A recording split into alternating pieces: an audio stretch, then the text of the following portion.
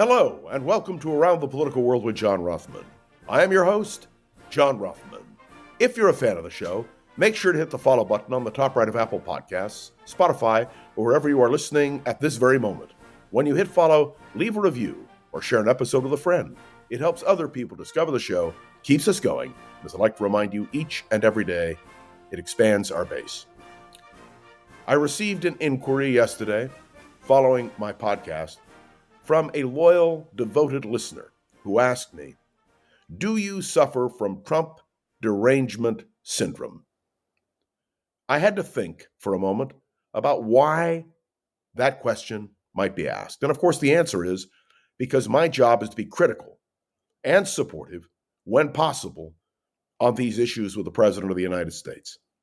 Why do I react so strongly to Donald Trump? And does it interfere with my ability to communicate with you? I hope not.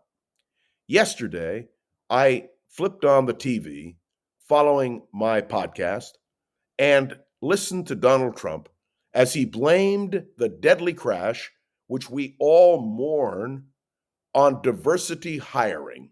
That's right, diversity, equity, and inclusion. Donald Trump believed that the reason why that terrible crash took place was because of diversity, equity, and inclusion. I was incredulous. Incredulous because of the absurdity of the comment.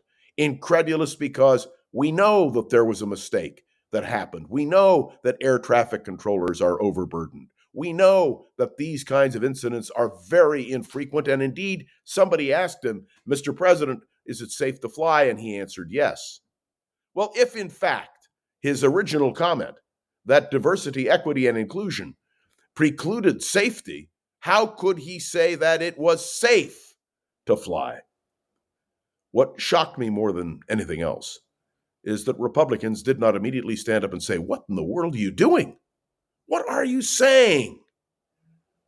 Look, I mourn the loss of those lives. I must tell you, as I watched the recitation of those who did perish and their tremendous talent, that horrific moment when they all lost their lives, I mourn, as we all should.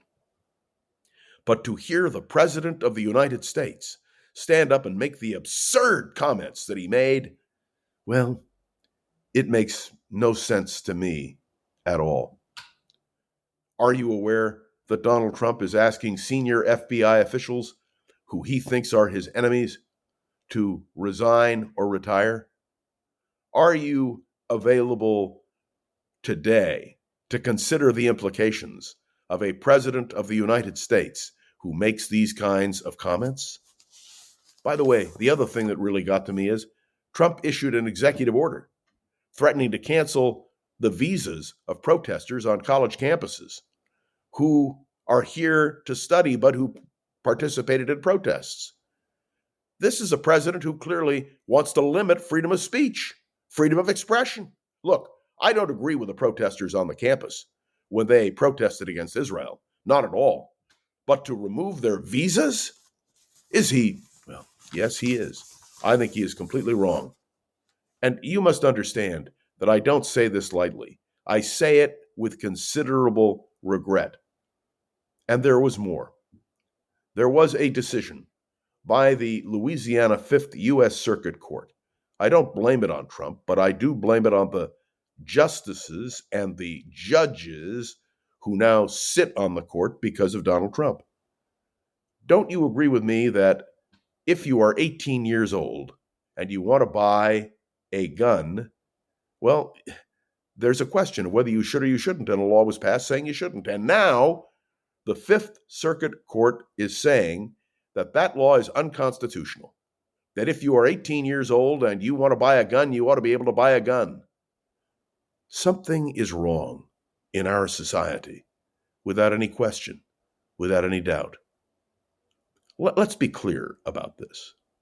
The reason why we talk about Donald Trump every single day is because every single day he does something additionally, something more, which adds to what we talked about yesterday, a pattern of abuse. That's right. a pattern of abuse in the presidency of the United States. What Donald Trump is doing at this very moment, the way he is using the bully pulpit of the presidency, scares the living bejeebers out of me. And you know what else scares the living bejeebers out of me? 3 nominees are up for a vote of confirmation. Kash Patel to lead the Federal Bureau of Investigation. This man has no business anywhere near leading that agency. It's very clear that he has an enemies list. He is out for vengeance. He's not going to be fair and impartial as director of the FBI. We have Tulsi Gabbard, who may be confirmed as director of intelligence. And we know she's completely unfit for it, and everybody else knows it too. She may lose as a result, and she should. And my dear friends, we confront a situation in terms of confirmation hearings of listening to Robert F. Kennedy Jr., who has no business heading Health and Human Services. All you have to do is listen to these 3 individuals, know their records, and understand they have no business being in those positions, and yet they have the full backing of Donald Trump. He nominated them. He's pushing for them. You know, I really believe there is something seriously amiss. So I want to make sure everybody understands. My comments are not based on a Trump derangement system or syndrome. And I say system because some people say, well, you're automatically reacting. And the syndrome is that it's a constant flow. It's based on what Donald Trump is doing and what he's saying. And that's what should concern us all.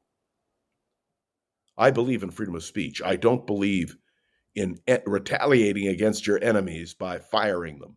I don't believe that we need a FBI or a intelligence operation based on myth and misinformation, and certainly not in health and human services. No, this is not a question of anything more or less than my reacting in a frank and candid way. Now, there are some who will say, because you're reacting that way, we don't want to listen to you anymore because we know what you're going to say. I hope that is not the case. I hope that you are listening to my logic. The logic is clear. It's precise. And as I said to one of my listeners who was upset with me, in 10 years, in 5 years, we will know how absurd this is. Can you imagine, in the midst of a crisis, the President of the United States using a crisis to blast diversity, equity, and inclusion? It is a crisis. It is a crisis of confidence.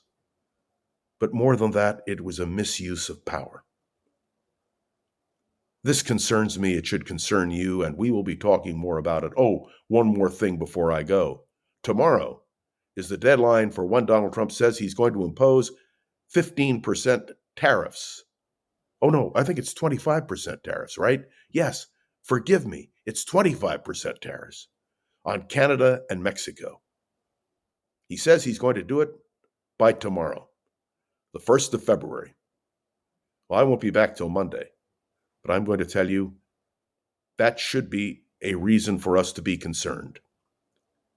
The use of tariffs as a weapon in the world, I thought we were long past that. For those of you who are Ronald Reagan Republicans, remember when he touted free trade? Remember when he signed a free trade agreement with Canada and Mexico?